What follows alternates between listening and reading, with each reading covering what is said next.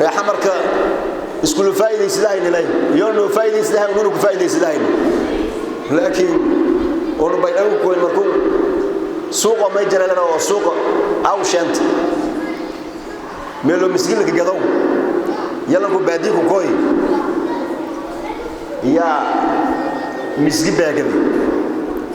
بس إننا قوي أنت لسعر الجري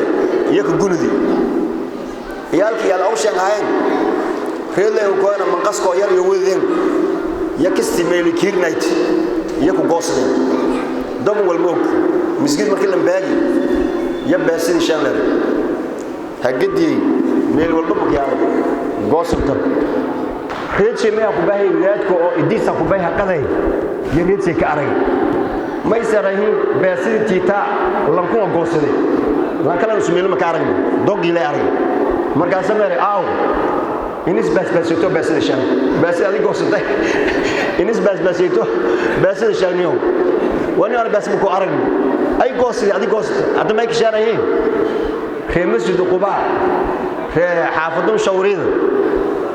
إنس بس يتين بس الشان بس إنس يقول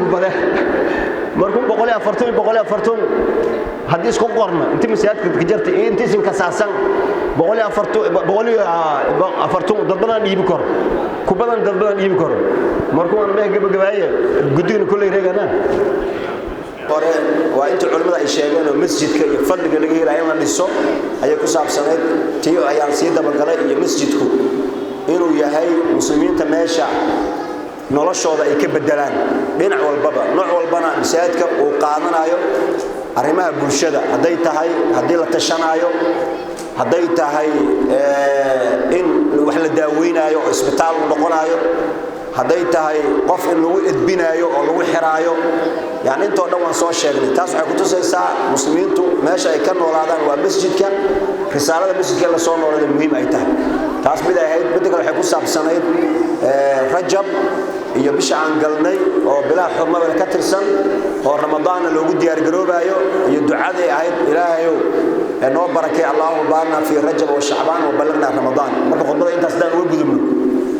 arintii aan sugu imaanay ee masjidka horta ducada aad loogu duceeyo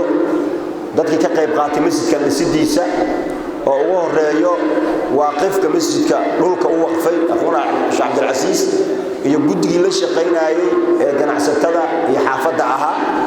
waxa la soo jeediyay marka waxa la masjidku u dhismay lacag yar oo deyn lagu yeeshay wax la yaabana ma ahano qof kasta guri markuu dhisanayo deyn waa lagu yeeshaa oo dadka wax dhista weydiiyay qof guri dhistay dadka xataa maal qabeenka ah waxba laga yaabaa inay ka kala go'an yihiin oo u dhahay warneeyo shamiindada aan ka sii qaato intaan ka helay hadhow aan ku soo celinayaa bimaana dhismaha hadii la galo mar walba wax dheeri ah oo aan ku talagalin ayaa soo baxa marka baytullaahi dhismooyinkaasi deynta lagu yeesho uu qayb ka yahay waliba asaa u nasiib badano gurigan kale la dhisto qofkii dhistay iyo deynta lagu yeeshaa laakiin masjidka ilaahay yaa lagu leeyahay deyntaas ma gudiga lagu leeyahay gudiga lagu malaha ahkaamta islaam waxay tahay shariicada masjidku asaga waxa laga soo qaadaa shakhsiye i'tibaariye wax la yiraahdo shakhsi macnaheedu sidii qof caadi oo kala masaajidka laga soo qaadaa bimaana waxana uu mulkin karaa masjidku oo dukaamo iyo waqaf hadii loo sameeyo yaa iskale masjidka iskale wixii laga ka soo baxa masjidka maslaxadiisa dib loogu ayaa loo galiyaa waxba mulkin karaa qof wax mulkin karana wax waa lagu yeelan karaa oo shakhsi i'tibaariye la yiraahdo marka dariishadaha iyo albaabada la inoo tilmaamay ee masaajidka la galiyay masaajidka ayaa laga rabaa laakiin masjidku si hore loo sheegay inuu baxo oo hadda aan ka leexdo xaafadda dharkeelay masjidku quba soo socdo deena lagu leeyahay bakaara uu socdaa deynta in laga bixiyo raadinaya masjidka laga masuugay masaajidka meesha loo ahaana inta loo kugu sugaay yaa inuu socdo la rabaa marka inma ya'muru masajid allah man amana man qofna uu noqdaa mufrad ah jamaacana way noqdaan man waa loo isticmaalaa marka dadka muuminiinta qof iyo dad badan ba waa loo isticmaali karaa marka dadka muuminiinta ayaa lagu leeyahay hadda inta la sheegay masaajidka lagu leeyahay